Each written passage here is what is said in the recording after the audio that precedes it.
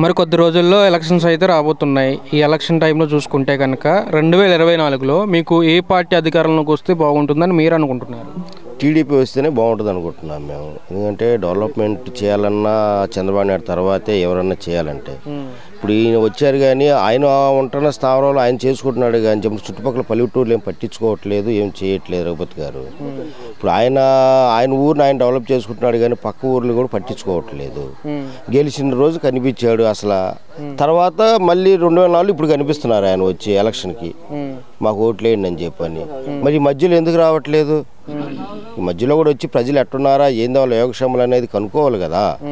మరి ఏం పట్టించుకోకుండా ఫస్ట్లో స్టార్టింగ్లో వచ్చారు, మళ్ళీ ఎండింగ్లో వస్తున్నారు. ఈ మధ్యలో ఏమవుతున్నారు ఏందనేది కూడా ఉండాలి కదా, గ్రహింపు ఉండాలి కదా. మరి ఎట్లా అడగటానికి వస్తున్నారు వాళ్ళు ఓట్లైనా కానీ? ఏం చేశారు గ్రామానికి, ఏం చేశారు? మాకనే కాదు ఈ చుట్టుపక్కల వాళ్ళకైనా కానీ ఏమి చేస్తున్నారు? ఆయన ఓట్లకైతే అడగటానికి వస్తున్నారు కానీ, ఓట్లు అడగటానికి వస్తున్నారు కానీ ఏం చేశారు? ఆయన అంతరాత్మ ఆయనకి తెలియాలి. మనం ఏం చేసాము ఏంది, వాళ్ళని ఓట్లు అడగటానికి వెళ్తున్నాం మనం ఏం చేసాం వాళ్ళకి అనేది ఆయనకి ఉండాలిగా. బాపట్ల అభివృద్ధి ఏం జరగలేదా? మరి బాపట్ల అభివృద్ధి జరిగిందంటే ఆయన ఉంటున్న స్థావరంలో ఆయన డెవలప్ ఆయన చేసుకుంటున్నాడు. ఆయన ఉళ్ళు గోపురాలు ఆయన ఉంటున్న ఒక 4-5 కిలోమీటర్ల వరకు రోడ్లు డెవలప్మెంట్ చేసుకుంటున్నారు. పక్కన ఆ 4-5 కిలోమీటర్లు దాటిన తర్వాత ఏం చేశారో చూడండి. మరి మీరు వచ్చి 4-5 కిలోమీటర్ల వరకు ఆయన ఉంటున్న దాంట్లో వరకు చేసుకుంటున్నాడు లోకల్ వరకు. మళ్ళీ ఆ 4-5 కిలోమీటర్లు దాటిన తర్వాత చూడండి ఎట్లా ఉన్నాయి రోడ్ల పరిస్థితి. మరి పథకాల పరంగా అందుతున్నాయా? పథకాల పరంగా ఏం అందుతున్నాయి మాకైతే అందట్లేదు. మాది ఎస్టీ, మాకు ఎస్టీ కార్పొరేషన్లో బ్యాంకుల్లో లోన్లు ఉన్నాయంటున్నారు. ఇప్పుడు వాడు కూడా మాకు ఒకటి అందలేదు, ఒకటి చేయలేదు. ఓట్లు వచ్చి అడిగేటప్పుడు మట్టుకు మీకు అన్నీ చేస్తాము, రుణాలు ఇప్పిస్తాం, అన్నీ చేస్తామని చెప్పి అంటున్నారు. ఏ ఒకటి కూడా మాకు అందట్లేదు. లేకపోతే ఈరోజు ఆయన విమర్శించి మేము మాట్లాడటానికి అంత ఇదే ఉంటుంది మాకు. అయితే మరి బాపట్లలో కోన రఘుపతి గారికి వ్యతిరేకంగా ఉన్నారంటారు ప్రజలు? మరి కొంతవరకు అయితే ఉన్నారు. ఇక ఆయన ఏదన్నా ఆయనగా సొంతగా మనుషులు కాబట్టి వాళ్ళకి చేసిన వాళ్ళు చెప్తున్నారేమో కానీ మాకైతే ఏం చేయలేదు. మరి ఇక్కడ మాట్లాడుకుంటే వేగేశ్వర నరేంద్ర వర్మ గారు టీడీపీ నుంచి పోటీ చేయబోతున్నారు. మరి ఆయన గెలిపించుకునే దిశగా ప్రజలు ఉన్నారా? ఆయన ఎలక్షన్ మూమెంట్లోనే కాదు, ఎలక్షన్ కాకముందు నుంచి కూడా ఆయన ప్రజలకి బాగానే చేసుకుంటూ వస్తున్నారు. చుట్టుపక్కల గ్రామాలకు వెళ్ళి ఆయన తోసింది ఆయన చేస్తున్నారు. ఈ రోజున ఆయన ఫౌండేషన్ ఉంది ఇక్కడ, ఇది ఆయన రొయ్యల ఫ్యాక్టరీలు అవి ఉన్నాయి. ఆ ఎలక్షన్లో లేకముందే కొంతమంది జాబులు ఇచ్చాడు, ఉద్యోగాలు తెప్పించాడు, ఉద్యోగాలు ఇచ్చారు. ప్రతి గ్రామంలో చాలా మందికి జాబ్స్ ఇచ్చాడు. ఆయన చాలా సహాయం చేస్తున్నాడు. ఆయన విమర్శించాల్సిన అవసరం లేదు. ఇప్పుడు ఎలక్షన్ కోసమేనే ఆయన వాడటానికి లేదు. ఆయన తరపున ఆయన బాగానే చేసుకుంటూ వస్తున్నాడు. మరి 2024 తర్వాత గెలిచిన తర్వాత కూడా ఇదే సేవ కంటిన్యూ చేస్తారా? మరి గెలవకముందే ఇంత చేశాడు ఆయన, గెలిస్తే ఇంకా ఎంత చేస్తాడో. గెలవకముందే చేస్తున్నాడు, గెలిస్తే ఇంకెంత చేస్తాడు. ఆయన ప్రజలకి బాగానే చేసుకుంటూ వస్తున్నాడు. ఆయన మనం ఏలైతే చూపించాల్సినంత అవసరం లేదు. ఇప్పుడు ఆయన మటుకు ఆయన బాగానే చేసుకుంటూ వస్తున్నాడు. ఎలక్షన్ అడ్డం పెట్టుకొనే చేయట్లేదు ఆయన, ఎలక్షన్ రాకముందు నుంచే చేసుకుంటూ వస్తున్నాడు. ఆయన ఎంత మెజారిటీ రావచ్చు? ఆయనకి రావచ్చు, బాగానే వస్తుంది. ఆయన చుట్టుపక్కల మొత్తం ఆయన పేరు మీద వినిపిస్తుంది బాగా. అందరికి ప్రజలందరూ ఆయన పేరే చెప్తున్నారు కానీ కోన రఘుపతి అనేది ఇంతమంది నేను కూడా వినలా. వేగసేన అని చెప్పి ఆయన పేరే చెప్పుకుంటూ వస్తున్నారు. ప్రజలు కూడా చాలా మంది కూడా బాగానే చెప్పుకుంటూ వస్తున్నారు గురించి. అయితే 2024లో బాపట్లలో వేగేశ్వర నరేంద్ర వర్మ గారిని చూడొచ్చు. ఆయన అయితే కన్ఫర్మ్ వర్మ గారే వస్తారని మాకు అనుకుంటున్నాం మేము. సార్ 2024లో ఏ పార్టీ అధికారంలోకి వస్తుంది? అధికారం అంటే ఇప్పుడు అధికార పార్టీకి అయితే యాంటీగానే ఉందయ్యా. ఎందుకని? అతని పరిపాలనా విధానాన్ని బట్టి. పథకాలన్నీ అందుతున్నాయి అంటున్నారు వైసీపీ నుంచి. ఏం పథకాలు దేనికి? ఏం పథకాలు? ఏమన్నా ఇండస్ట్రీలు ఏమైనా తీసుకొచ్చాడా, లేకపోతే రాష్ట్ర అభివృద్ధి ఏమైనా చేశాడా? దేనికి పథకాలు? దేనికి అసలు? రాజధాని లేని రాష్ట్రానికి పథకాలు దేనికి అంటున్నా? ఎక్కడైనా ఇండస్ట్రీలు ఏమైనా తీసుకొచ్చాడా, లేకపోతే ప్రాజెక్టులు ఏమైనా నిర్మించాడా, లేకపోతే రోడ్లు ఏమైనా వేసాడా కొత్తగా? ఏంటి అతను చేసింది ఏంటి? ఏం పథకాలు? ఏం పథకాలు? అమ్మఒడి పథకం అన్నాడు, బీసీలకి స్కాలర్షిప్లు వచ్చాయి అవి తీసేసాడు. అమ్మఒడి అంటున్నాడు, నలుగురు ఇంట్లో చదువుకుంటే నలుగురికి స్కాలర్షిప్లు వచ్చాయి, అన్ని రకాలుగా తోడ్పాటు ఉండేది. అమ్మఒడి అన్నావు, ఒకళ్ళకి ఇస్తున్నావు, ఫస్ట్ సంవత్సరం 15 ఏళ్ళు ఇచ్చావు, తర్వాత 12 ఏళ్ళు 13 ఏళ్ళు అన్నావు, తర్వాత 12 ఏళ్ళు అన్నావు, ఆఖరి సంవత్సరం లేకుండానే చేసావు. ఏంటి అది అమ్మఒడి? దేనికి ఉపయోగపడింది? అది సంపూర్ణ మద్య నిషేధం అన్నావు. ఏది నీ మద్య నిషేధం? నువ్వు బ్రాందీ అమ్ముకుంటావా మద్య నిషేధం? వ్యాపారస్తులను కట్ చేసి నువ్వు అమ్ముకుంటావా మద్య నిషేధం? మరి మళ్ళీ గెలిపిస్తే కంపెనీలు తీసుకొస్తాము, ఇంకా అభివృద్ధి పరంగా ముందుకెళ్తాం అంటున్నారు కదా. ఏ కంపెనీలు తీసుకొస్తావు? ఉన్న కంపెనీలు పంపించి ఏ కంపెనీలు తీసుకొస్తావు? ఉన్న కంపెనీలు పంపించావు, కొత్త కంపెనీలు ఏం తీసుకొస్తావు చెప్పు? నువ్వు నిన్ను నమ్మి ఏ కంపెనీ వచ్చి చెప్పు? ఆంధ్రప్రదేశ్కి వచ్చిద్దా? ఆంధ్రప్రదేశ్కి ఒక కంపెనీ అనేది వచ్చిద్దా? నువ్వు గుండె మ్యాన్ చేయొచ్చు చెప్పు ఒక సీఎంగా. నన్ను చూసి ఏ కంపెనీ అయినా వచ్చిద్దా ఆంధ్రప్రదేశ్కి అని? అది ఇంటింటికి మన ప్రభుత్వం వెళ్తుంది, ఇంటి వద్దకే పథకాలు వస్తున్నాయి, ఇంటి వద్దకే అభివృద్ధి జరిగిద్దా అంటున్నారు. గవర్నమెంట్ పథకం ఏదైనా ఇంటికే వచ్చింది, మధ్యలో ఎక్కడ ఆగిపోదు. గవర్నమెంట్ పథకం పెడితే అంతకుముందు కూడా చాలా పథకాలు ఉన్నాయి. గృహ నిర్మాణ పథకం ఉంది, మామూలు పెళ్లి కానుకలు ఉన్నాయి, అన్నీ ఉన్నాయి. అన్నీ ఇళ్ళకే వచ్చినాయి, మధ్యలో ఏడకెళ్ళి తెచ్చుకోవాలి, అన్నీ ఇళ్ళకే వచ్చినాయి. అప్లికేషన్ పెట్టుకోవాలి ఏ పథకానికైనా, పెట్టుకోకుండా ఇస్తున్నాడు. ఇక్కడ బాపట్లలో చూసుకుంటే ఏ పార్టీ నుంచి గెలిచే అవకాశం ఉంటుంది ఎమ్మెల్యే?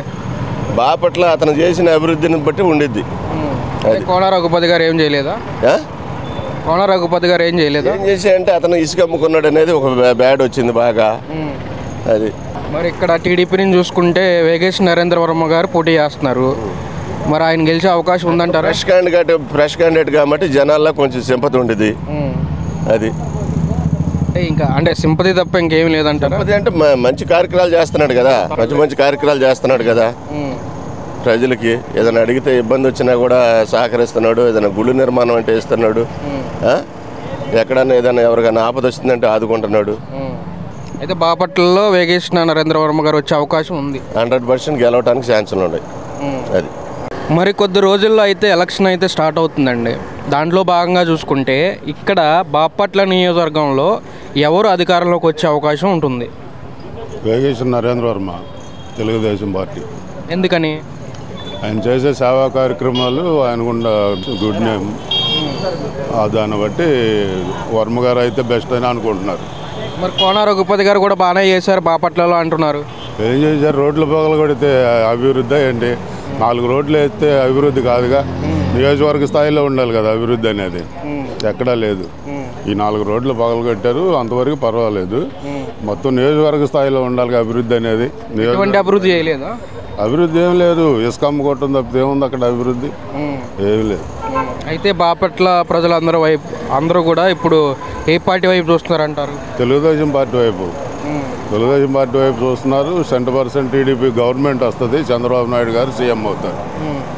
ఇక్కడ వేగేష్ నరేంద్ర వర్మ గారికి ఎన్ని ఓట్ల మెజారిటీ రావచ్చు అంటారు? సుమారు 25 నుండి 30 ఏళ్ళ దాకా మెజారిటీ వచ్చిందని అనుకుంటున్నాను. ఎందుకు ఆయన మీద అంత నమ్మకం? నమ్మకం అంటే ఆయన చేసే సేవా కార్యక్రమాలు, అన్న క్యాంటీన్ కానీ, వేగేషన్ ఫౌండేషన్ ద్వారా వాటర్ సప్లై కానీ, ప్రతి గ్రామంలో ఇంటింటికి 5 రూపాయలకి 20 లీటర్ల వాటర్ ఇస్తున్నాడు. మామూలుగా ఎవరన్నా పేదలు వెళ్ళి పెళ్ళిళ్ళు అడిగితే, పెళ్లి విషయాలు అడిగితే ఇస్తాడు. మామూలుగా గుళ్ళకి, చర్చలకి, మసీదులకి, దేనికి వెళ్ళినా ఆయన తోచిన వరకు, ఆయన వల్ల అయిన వరకు సహాయం చేస్తాడు కాదనకుండా. స్కూల్స్లో పిల్లలకి పుస్తకాలు కానీ, బట్టలు, అవి సేవా కార్యక్రమాలు ఉన్నాయి కాబట్టి ఆయన అయితే బెస్ట్ అనుకుంటున్నారు. అంటే ఎలక్షన్ వస్తుంది కాబట్టి స్టార్ట్ చేశారా, ఇంతకుముందు నుంచి ఉన్నదా? కాదు, గత 10-15 సంవత్సరాల నుండి వేగేషన్ ఫౌండేషన్ ద్వారా ఆయన సేవలు చేస్తున్నారు. ఆ సేవల గుర్తింపుగానే ఈరోజు ఆయన గెలిపించాలనుకుంటున్నారు జనం. అంటే బాపట్ల ప్రజలు టీడీపీ వైపు ఉన్నారు 100%. గెలుపులో ఏమాత్రం అనుమానం లేదు. 2019కు ముందు, 2019 తర్వాత ఆంధ్రప్రదేశ్లో రాజకీయాల గురించి మాట్లాడాలంటే ఏం చెప్తారు? రాజకీయాల గురించి మాట్లాడాలంటే అవగాహన లేని ముఖ్యమంత్రి ఒక అవకాశం కోసం ఎన్నో అబద్ధాలు చెప్పి రూలింగ్లోకి వచ్చాడు. మద్య నిషేధం చెయ్యిందే మిమ్మల్ని ఓటు అడగను అన్నాడు. 1. 2, సిపిఎస్ రద్దు చేస్తానని వాళ్ళకి మాట ఇచ్చాడు ఎంప్లాయీస్కి. ఇవాళ పిఎఫ్లో డబ్బులు ఆడుకున్నాడు. పోలవరం పూర్తి చేయాల. పేదలకు పెట్టే అన్న క్యాంటీన్లు రద్దు చేశాడు. ఉన్న కొత్త కంపెనీలు రాకపోగా ఉన్న కంపెనీలని వెళ్ళిపోయినాయి. ఇవాళ సాఫ్ట్వేర్గా 19 అప్పుడు 2014 నుండి 19లో ఉన్నప్పుడు అది ఉమ్మడి కానీ వేరుగా ఉన్న సాఫ్ట్వేర్ కంపెనీలు ఇవాళ ఉన్నాయా? లూలు కంపెనీ వచ్చింది, వెళ్ళిపోయిందా? ఇవాళ ఏంటి మనకు ఆదాయం ఏంటి? మన ఇళ్ళు, మన గవర్నమెంటు, ఎంఆర్ఓ ఆఫీసులు ఇవన్నీ తాకట్టు పెట్టుకుంటామో విధానమా? ఇప్పుడు సంక్షేమ కార్యక్రమాలు పేదల కోసం చేయడం తప్పులేదు. నువ్వు 100 రూపాయలు సంపాదించి 90 రూపాయలు ఖర్చు చేయి పేదల కోసం. విద్యా వ్యవస్థ నాశనం అయిపోయింది కంప్లీట్గా. విద్య చదువుకుంటే ఇవాళ మనం చదువుకుంటే ఎటు పోవాలి? ఏ రాష్ట్రానికి వెళ్ళాలి? తెలంగాణ వెళ్ళాలా? చెన్నై వెళ్ళాలా? బెంగళూరు వెళ్ళాలి? ఎందుకు ఇలాంటి పరిస్థితి వచ్చింది? ఇవి సాఫ్ట్వేర్ కంపెనీలన్నీ ప్రైవేట్ కంపెనీలేగా. వాళ్ళు కూడా వాళ్ళ రాష్ట్రంలో అసెంబ్లీలో తీర్మానం చేసుకొని ఇక్కడ చదివిన వాళ్ళకే 80% జాబులు ఇద్దాం, బయట వాళ్ళకి 20% ఇద్దాం అన్నప్పుడు మన విద్యార్థులు ఏం కావాలి? మన భవిష్యత్తు ఏంటి చెప్పండి. మరి 2019 ముందు ఏమీ చేయకపోవడం వల్లే టీడీపీ ఓడిపోయింది, వైసీపీ రావడానికి కారణం కూడా అదే అంటున్నారు బయట. తప్పులు చేయని వాడు ఉండడు. ఈ రాష్ట్రంలో, ఈ దేశంలో అత్యంత పేదవాడా మన ముఖ్యమంత్రి? 46,000 కోట్లు స్కాములు ఉన్నాయి. తప్పులు చేస్తారు, కానీ నేను పేదవాడిని అంటాం ఎంతవరకు కరెక్టు? మనం నమ్మటం ఎంతవరకు కరెక్టు? ఇప్పుడు పచ్చని చెట్లు 2014 నుండి 2019 కానీ వైఎస్ రాజశేఖర రెడ్డి టైంలో కానీ గ్రీనరీ పెంచడం కోసం మొక్కలు నాటారు, డివైడర్ల మీద నాటారు. ముఖ్యమంత్రి వస్తుంటే మరి నరకటమే తప్పేగా. అసలు చట్టం ఒకటి ఉంది, ఒక చెట్టు కొట్టాలంటే గవర్నమెంట్ దగ్గర నుండి పర్మిషన్ తీసుకోవాలి. ఈ చెట్టు కొట్టాలన్నా కమిషనర్ దగ్గర పర్మిషన్ తీసుకోవాలి. మరి ఏ పర్మిషన్ తోటి పెరిగే పచ్చని చెట్లు నరికేస్తున్నారు చెప్పండి మీరు? ఇలా తప్పులు చేసుకుంటూ పోతున్నాడు. ఇవాళ ఇది మంచి, ఇది చెడు అని గమనించే స్థాయిలో మనం లేవు. నాకు బెనిఫిట్ ఏంటి, నా కుటుంబానికి బెనిఫిట్ ఏంటి అనుకున్నప్పుడు రాష్ట్రం సర్వనాశనం అయిపోతుంది. మనం చేయగలిగింది ఏం లేదు. 2024లో ఏ పార్టీ అధికారంలోకి వస్తుంది? నేనైతే జగన్ అంటే అభిమానం ఉంది, కానీ ఈసారి టీడీపీ వచ్చిందన్న. ఎందుకు జగన్ అభిమానం అంటున్నాము, టీడీపీ అంటున్నాము? మళ్ళీ టీడీపీ వచ్చిందన్న. మట్టల పాలు చేసాడు జగన్. ఎందుకు? దేనికైనా కానీ పథకాలు తీసుకుంటున్నారు కదా. ఏం పథకాలు? నాకేం ఇలా, నేను పెళ్ళి కూడా కాల, నాకేం ఇలా పథకాలన్నీ బాగా ఇస్తున్నాము, 99% అందరికీ అందినాయి అంటున్నారు. నాకంటే జగన్ అంటే అభిమానం ఉంది, కాకపోతే ఈసారి వచ్చేది టీడీపీ. 2019 ముందు ఏం చేయలేదు అంటున్నారు కదా బయట. ఇప్పుడు చేసిద్దన్న. అప్పుడు చేయలేదేమో, ఇప్పుడు చేసేది టీడీపీ వస్తే. నరేంద్ర వర్మ వస్తాడు.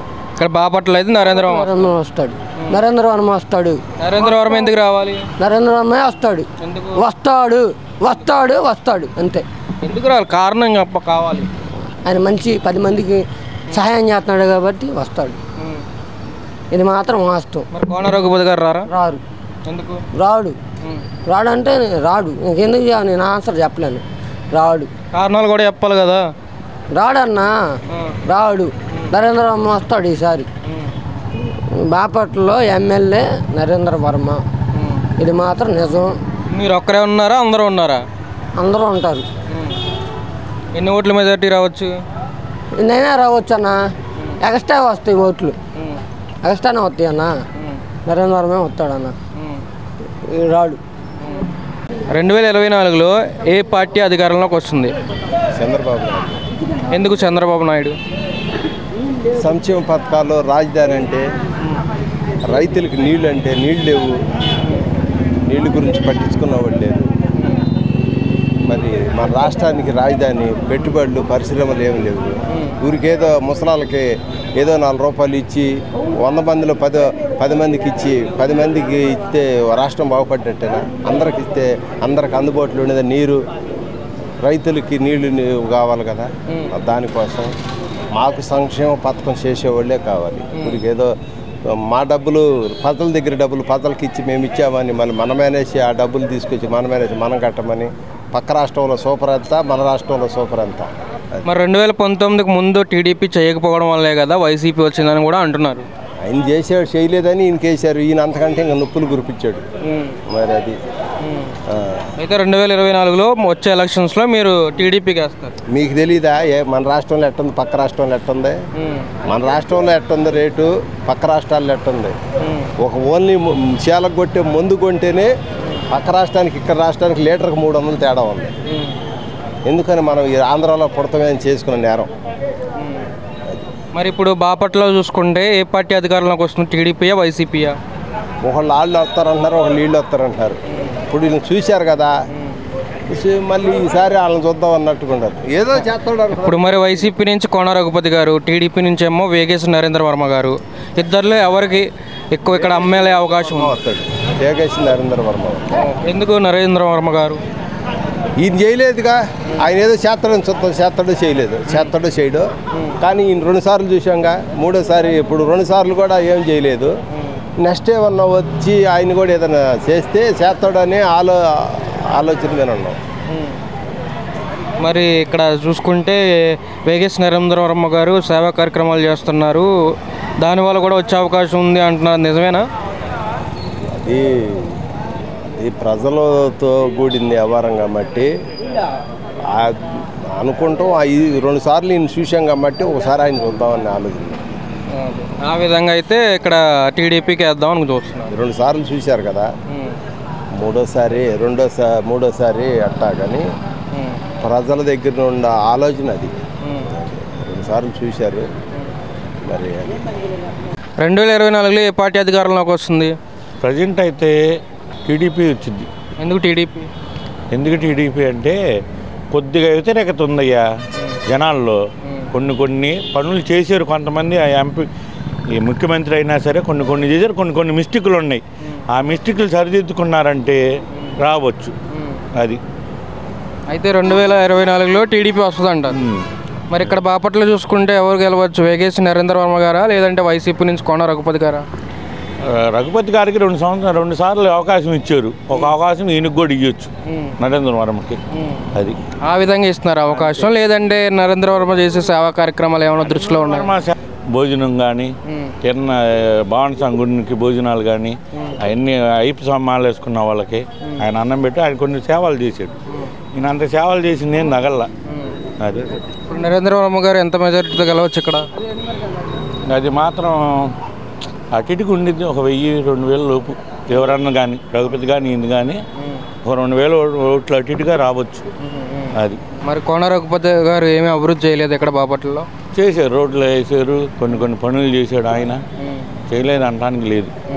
అది అయినా సరే మీరు వేగేసి నరేంద్ర వర్మ గారికి వేస్తారు టీడీపీకి సంబంధించి. బాపట్ల ప్రజలందరూ అటు వైపు ఉన్నారా? అందరూ ఏం లేరు, అటుగా ఉంటారుగా. ప్లస్ మైనస్ అనేది జరుగుతూ ఉంటాయిగా. అది 2024లో ఏ పార్టీ అధికారంలోకి వస్తే బాగుంటుంది అనుకుంటున్నారు మీరు? టీడీపీ వస్తే బాగుంటుంది అనుకుంటున్నాను నేను. ఎందుకు? అభివృద్ధి లేదు ముఖ్యంగా. ముఖ్యంగా మా ఏరియాలో అసలు అభివృద్ధి లేదు. మరి కోన రఘుపతి గారు బాగా అభివృద్ధి చేశారు బాపట్లలో అంటున్నారు. నేను ఇక్కడికి వచ్చి నేను రైల్వే ఎంప్లాయీని, రిటైర్డ్ అయ్యి 3 ఏళ్ళు అయింది ఇక్కడికి వచ్చి. ఎప్పుడు కూడా వచ్చి కనిపించలేదు ఈ ఊర్లోకి.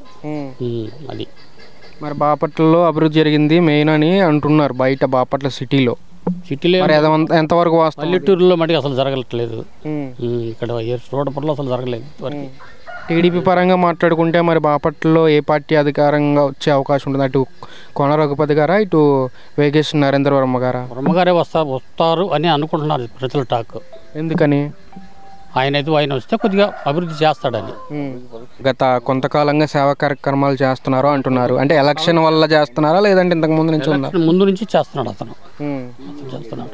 మన స్టేట్లో చూసుకుంటే చంద్రబాబు గారు వస్తారా లేదంటే జగన్మోహన్ రెడ్డి గారు వస్తారా? అది ప్రజలను ఆడి మనం ఏం చెప్పగలం చెప్పండి. స్టేట్ పరంగా అయితే ఇక్కడైతే బాపట్లలో మాత్రం బాపట్ల గ్యారంటీగా టీడీపీ వస్తుంది.